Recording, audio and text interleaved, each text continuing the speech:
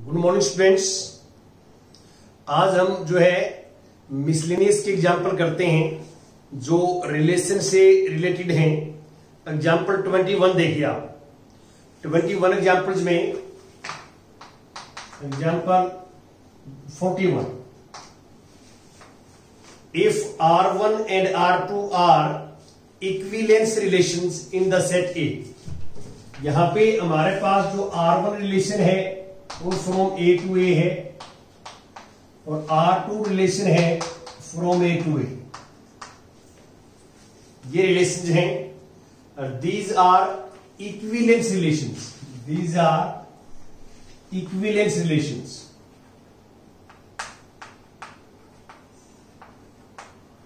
Relations ये given है और हमें टू प्रूव करना है। To prove R1 intersection R2, दोनों रिलेशंस का intersection this from A to A is also equivalence. ये शो करना। तो यहां पे बिल्कुल सिंपल है कि आपको पता है कि relation is also a set. Relation भी एक सेट है और उसका जो इंटरसेक्शन लेंगे हम दो रिलेशंस का तो वो भी एक सेट है और सेम सेट के ऊपर है ए पे। तो अलग अलग R1 और R2 अलग अलग सेपरेट करते हैं तो वो इक्विवेलेंस रिलेशंस हैं। तो आपको पता है कि R1 and R2 these are equivalence relations. तो इसका मीनिंग ये है कि R1 R2 दोनों रिफ्लेक्सिव होंगे, R1 R2 दोनों सिमेट्रिक भी होंगे, R1 and R2 are transitive भी होंगे। क्योंकि इक्विवेलेंस रिलेशन तभी होता है जब relation reflexive, symmetric and transitive हो। अब हम इसका सॉल्यूशंस फाइंड आउट करेंगे। सॉल्यूशंस कैसे निकालेंगे? देखो, हमने इस रिलेशंस को इक्विवेलेंस प्रूव करना है तो हम एक एलिमेंट इसका मान के चलेंगे, let A belong to the set A. A जो है वो सेट ए का एलिमेंट्स है और अब आप क्लियर कर सकते हैं कि दिस इंप्लाइज कि ए का ए के साथ रिलेशन है R1 अंडर R1 एंड ए का ए के साथ रिलेशन है अंडर R2। ये कहां से आइडिया आया? R1 भी इक्विवेलेंस रिलेशन है और R2 भी इक्विवेलेंस रिलेशन है और इक्विवेलेंस रिलेशन का R1 R2 आर रिफ्लेक्सिव।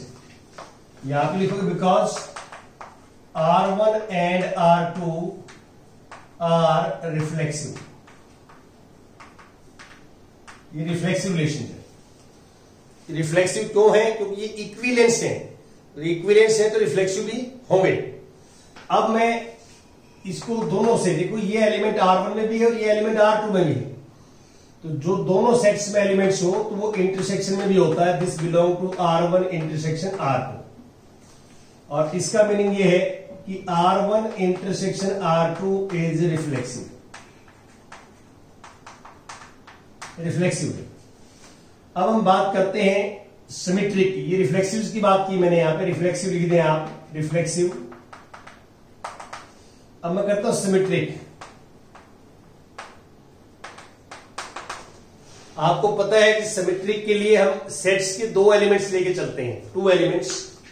तो हम यहां पे ए सेट्स के टू एलिमेंट्स लेंगे, let a comma b belong to set A. और हम ये लेट करके चलेंगे कि a is related to b under the relation R1 intersection R2। हम ये लेके चले हैं कि ए का रिलेशन बी के साथ है under the relation R1 intersection R2। तो इसका मीनिंग ये है कि ये इंटरसेक्शन में आएगा। तो इंटरसेक्शन की डेफिनेशन क्या है? ये एलिमेंट R1 में भी होगा और R2 में भी होगा। A b belong to R1 and a b belong to R2। This implies R1 symmetric है तो therefore BA is also belong to R1 and R2 is also symmetric तो BA बिलोंग टू R2। यह आ जाएगा और BA R2 का है तो हम ये कह सकते हैं इसमें दोनों में कि this implies BA belong to R1 intersection R2। यहां रीजन ये हो जाएगा इसका रीजन ये हो जाएगा because R1 and R2 are symmetric है। अब थर्ड है ट्रांजिटिव। ट्रांजिटिव हम चेक करेंगे पहले। ट्रांजिटिव के लिए हम सेट्स के 3 एलिमेंट्स लेके चलते हैं यहां पे। Let a b c belong to A. जिस सेट के ऊपर रिलेशन डिफाइंड है उसके हम 3 एलिमेंट्स लेके चले। ऑल्सो लेट, हमने सपोज कर लिया कि a is related to b under the relation R1 intersection R2 and B is related to C under the relation R1 intersection R2। हम ये सपोज करके चले हैं तो हम ये प्रूव करेंगे कि A का रिलेशन C के साथ है। A is related to C under the relation R1 intersection R2। अब यहां देखिए this implies AB belong to intersection है, इसका मीनिंग है कि AB belong to R1 comma AB belong to R2 and BC belong to intersection है तो BC belong to R1 और BC belong to R2।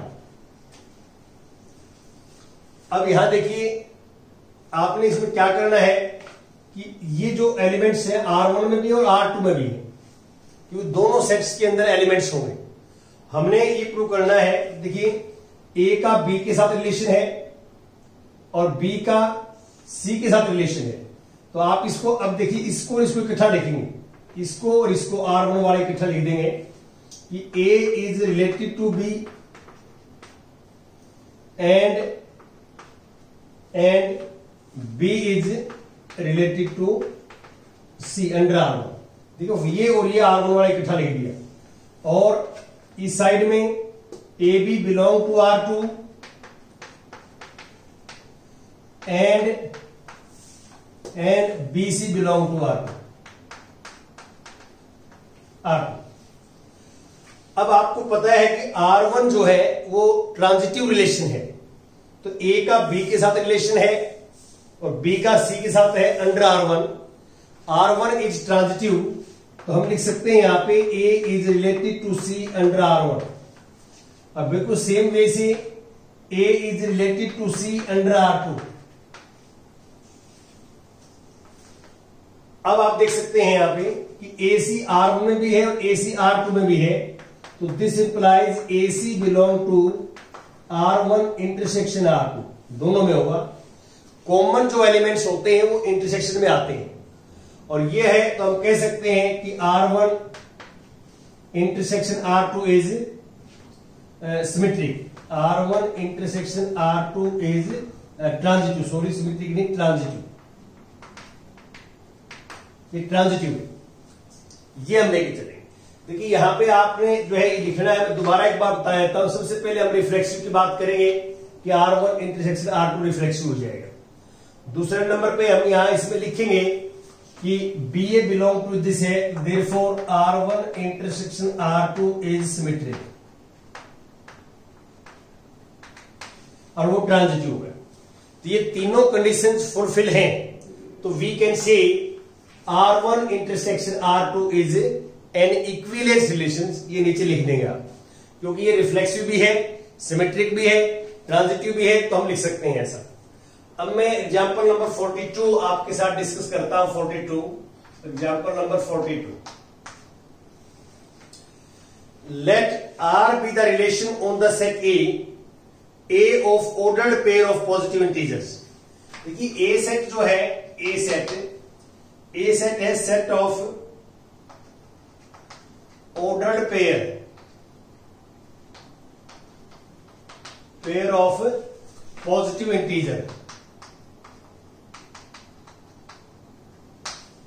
Ordered pair of positive integers. Positive integers का meaning यहां पे है natural number होता है। Positive integers का मीनिंग क्या है? नेचुरल नंबर है। तो ए सिंगल एलिमेंट्स नहीं आएंगे ए में। ए जो सेट है वो ऑर्डर्ड पेयर का सेट है। तो ए में जो एलिमेंट्स आएंगे वो इस टाइप के आएंगे। सपोज करता हूं x y such that x y belong to natural number. यहां पे जिस सेट के ऊपर रिलेशन डिफाइंड है उसके एलिमेंट्स ऑर्डर्ड पेयर में आएंगे, और वो एलिमेंट्स आपस में रिलेशन में कैसे होंगे, रिलेशन क्या है वो गिवन है हमें। रिलेशन ये है आर कि एक्स का रिलेशन वाई के साथ, एक्स वाई का रिलेशन यूवी के साथ है, u v if and only if. ये फॉर्मूला दिया हुआ है x v equal to y u, ये दिया हुआ है। अब यहां पे जो एक्स वाई है वो भी एक एलिमेंट है, यूवी है वो भी एक एलिमेंट है। एक्स वाई यूवी एन के मेंबर है। तो आपने थोड़ा समझना है ये, यहां पे जिस सेट के ऊपर रिलेशन डिफाइंड है, जिस सेट के ऊपर रिलेशन डिफाइंड है वो ये है। यहां पे मैं समझाना चाहता हूं कि यहां पे ये है कि ए टू ए, और ए का जो एलिमेंट्स है वो ऑर्डर्ड पेयर में है, ऑर्डर्ड पेयर में है। और यहां मैं अब आगे चलता हूं कि हमने क्या प्रूव करना है कि so that R is an equivalence relation. हमने शो करना है कि आर जो है वो इक्विवेलेंस रिलेशन है, ये शो करना है। तो बड़ा इजी है। यहां आप ध्यान दीजिए कि सबसे पहले हम लिखते हैं रिफ्लेक्सिव।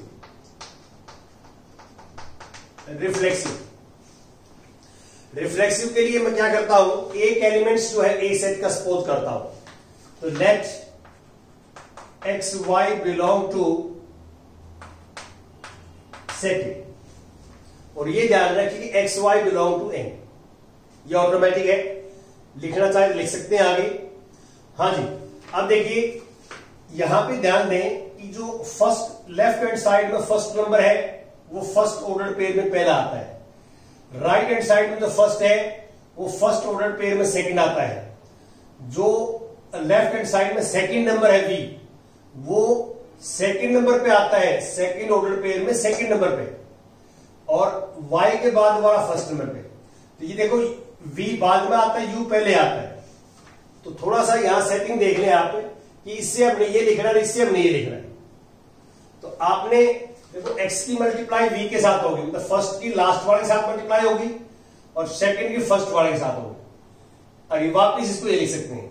तो अब हम ये नाउ ये देखता हूं मैं, देखो हमने एक्स वाई भी एक्स वाई ले लिया और यू भी एक्स वाई ले लिया, ये भी एक्स वाई है, सेम एलिमेंट का सेम एलिमेंट के साथ कर रहे हैं हम। तो मैं यहां पे लिख रहा हूं कि x into y equal to y into x. आप मुझे बताइए कि ये इक्वल होगा या नहीं होगा। आपको जो मैंने लिखा है कि x y equal to y x, और एक्स वाई जो है वो नेचुरल नंबर है, x y belong to natural number. तो इज इट ट्रू? तो of course this is always true, क्योंकि मल्टीप्लीकेशन जो है रियल नंबर में, नेचुरल नंबर में कॉम्यूटेटिव होती है। तो कॉम्यूटेटिव ट्रू है। तो इससे हम क्या लिख सकते हैं, ध्यान दें। अब इससे हम ये लिख सकते हैं, तो इससे हम क्या लिख सकते हैं, एक्स वाई का रिलेशन एक्स वाई के साथ, और this implies R is reflexive. R reflexive. हमने क्या किया है कि जैसे फर्स्ट नंबर वाला फर्स्ट नंबर पे आता है, और राइट हैंड साइड में फर्स्ट ऑर्डर में सेकंड पे आता है, और लेफ्ट हैंड साइड में सेकंड वाला सेकंड में, और लास्ट वाला फर्स्ट में। ये बिल्कुल इससे ये लिख सकते हैं, तो इससे ये बनेगा। आपने ध्यान रखना कि इससे हम क्या लिख सकते हैं, ये लिख सकते हैं, तो इससे ये लिख सकते हैं, सेम प्रोसेस से, इसमें कोई चेंज नहीं है। अब हम बात करते हैं सिमेट्री की। सिमेट्रिक में क्या होता है कि हम दो एलिमेंट सेट के लिए चलते हैं।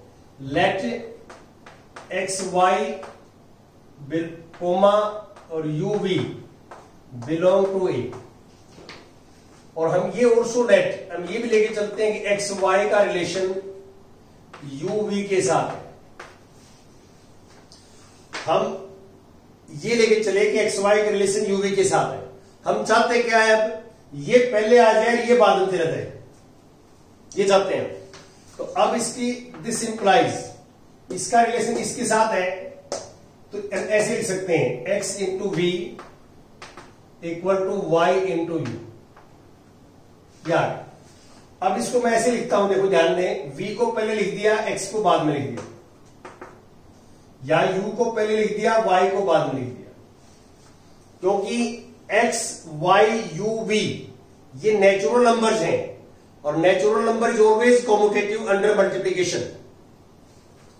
अब हम क्या करेंगे, इसको ऐसे लिख देंगे, देखो ध्यान दें, जो राइट हैंड साइड है उसको मैंने लेफ्ट में लिख दिया और जो लेफ्ट हैंड साइड है उसको मैंने राइट में लिख दिया, कोई फर्क नहीं पड़ेगा, दे आर इक्वल, यहां भी इक्वल रहेगी। अब आप ध्यान से देखें, यदि मैं इससे ये लिख सकता हूं तो इससे क्या लिख सकता हूं, देखो u पहले है तो u पहले ऑर्डर पेयर में आएगा, v यहां आएगा, रिलेटिव जो राइट हैंड साइड में लास्ट वाला है वो पहले आएगा और जो लेफ्ट में सेकंड वाला है वो बाद में आएगा। यही करना था। हम ये लेके चले थे कि एक्स वाई का रिलेशन यूवी के साथ है और हमने ये प्रूव कर दिया यूवी का रिलेशन एक्स वाई के साथ है, ये प्रूव कर दिया। और इसका मीनिंग ये हो जाएगा, this implies R is symmetric. अब हम बात करते हैं ट्रांजिटिव की, ट्रांजिटिव रिलेशन में क्या है कि हम ये तीन एलिमेंट लेके चलेंगे, लेट x का y के साथ रिलेशन है, कोमा u का v के साथ, नहीं uv, कोमा ef और बिलोंग टू सेट ए। ये हम सेट ए के लेके चलेंगे, सेट ए के एलिमेंट्स, तीन एलिमेंट लेके चले हैं सेट ए के। और हम ये ऑल्सो लेट करते हैं कि x y is related to u v and u v is related to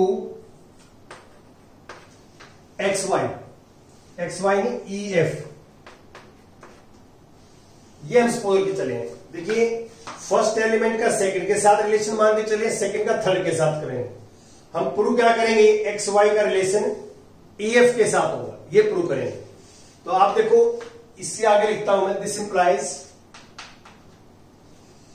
x y का रिलेशन यूवी के साथ है, तो हम क्या लिख सकते हैं यहां पे, x v into equal to y u and अब यूवी का रिलेशन EF के साथ है, जहां एक्स वाई है इसमें एक्स वाई, उसकी जगह आ जाए यूवी, तो यू और v ये तो आएगा एक्स वाई की जगह, और जहां uv है u की जगह आएगा e, u की जगह e, तो यहां e आएगा, और v की जगह f, तो v की जगह f आएगा।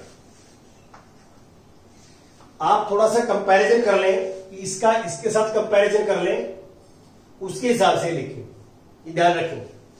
अब आपको पता है कि हम क्या प्रूव करना चाहते हैं, हम ये प्रूव करना चाहते हैं यहां पे कि एक्स वाई का रिलेशन EF के साथ है।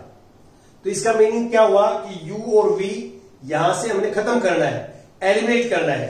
तो u और v एलिमिनेट करना है तो हम क्या करेंगे, v को साइड में ले जाओ, y को साइड में ले आओ, x by y are equal to u upon v आ जाएगा, v को साइड में लेंगे एंड v को इस साइड में ले आए आप, डिवाइड में आ जाएगा v और ये आ जाएगा E बाई एफ। तो इन दोनों से देखो u बाई वी की वैल्यू ये है, u बाई वी की वैल्यू ये है, तो दोनों इक्वल हो गए, तो यहां पे x upon y equal to E by f आ गया।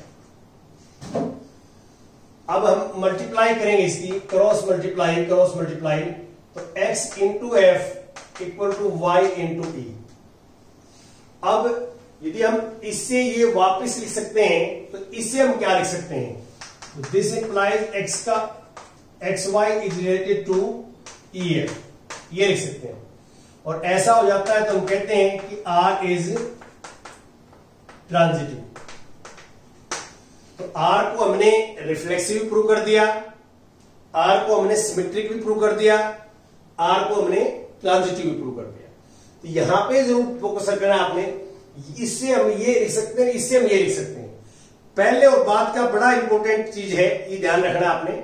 तो इसको आपने अच्छे ढंग से समझना है। इसके अकॉर्डिंग ही आपने चलना है।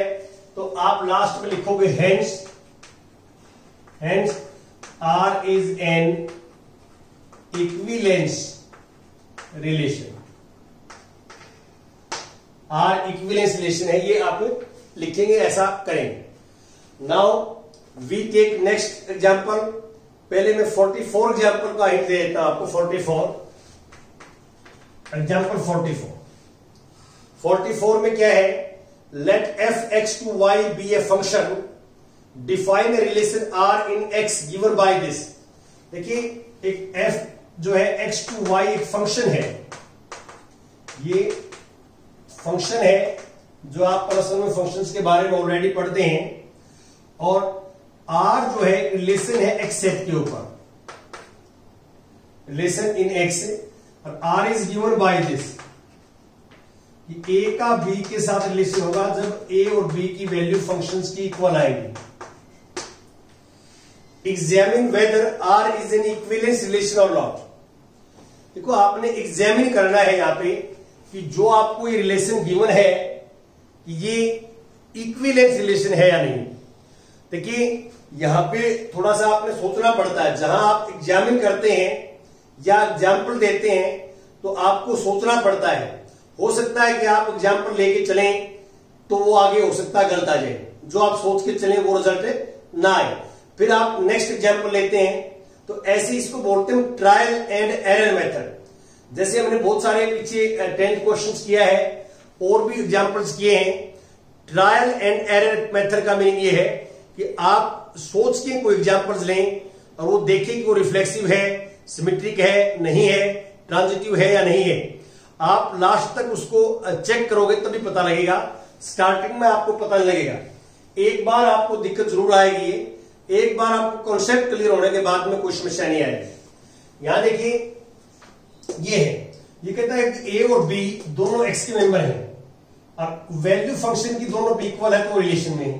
तो इसको हम रिलेशन को ऐसे लिख सकते हैं कि a is related to b if and only if f a equal to f b. Short में लिख देता हूं मैं रिफ्लेक्सिव। रिफ्लेक्सिव के लिए हम एक एलिमेंट मानेंगे सेट का, let a belong to X. तो आप बताओ मेरे को, क्या मैं ऐसे लिख सकता हूं f a equal to f a? F a equal to f a, is it true? Of course this is always true. तो this implies a is related to a और आर इज रिफ्लेक्सिव। रिफ्लेक्सिव में अब हम बात करते हैं symmetric की। Symmetric में हम सेट के दो एलिमेंट लेते हैं, आपको पता है, let a b belong to X और ऑल्सो लेट हम ये मान के चलते हैं यहां पे कि ए का रिलेशन बी के साथ है। तो ए का रिलेशन बी के साथ है तो हम क्या लिख सकता हूं, this implies f a equal to f b. क्या हम इसको ऐसे लिख सकते हैं इसको कि f b equal to f a? तो लेफ्ट राइट इंटरचेंज कर दें, इक्वल ही रहेंगे, कोई फर्क नहीं पड़ेगा। और एफ ए इक्वल टू लिख दिया तो हम कह सकते हैं बी का ए के साथ रिलेशन है और this implies R is symmetry. Symmetry को कोई दिक्कत नहीं।